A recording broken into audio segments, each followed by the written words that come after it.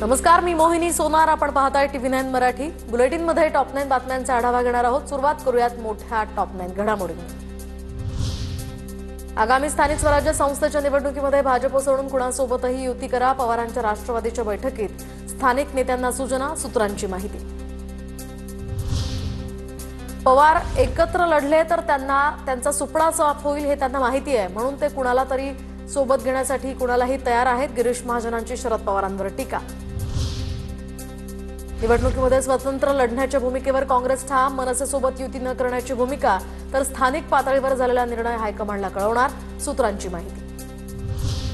कुणाबरोबर कुणी निवडणूक लढवावी किंवा युती करावी हा ज्याचा त्याचा प्रश्न. त्यांच्या पक्षाला जे वाटतं ते त्यांनी करावं, मात्र अद्याप कुठलीही चर्चा नाही. युतीच्या प्रश्नावर मनसेच्या नितीन सरदेसाई आणि नांदगावकरांची प्रतिक्रिया.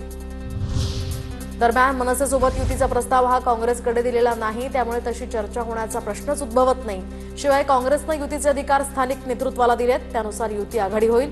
काँग्रेस प्रदेशाध्यक्ष हर्षवर्धन सपकाळ यांची यावर प्रतिक्रिया.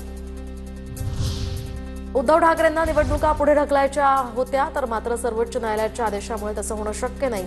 मुख्यमंत्री फडणवीसांचं वक्तव्य. माझ्यासह सर्वांची नार्को टेस्ट करा, खर्च मी करतो. महिला डॉक्टर प्रकरणाच्या आरोपांवरून रणजित निंबाळकरांचं चॅलेंज, तर माझी नार्को टेस्ट करा. मेहबूब शेख यांनी हे चॅलेंज स्वीकारलं.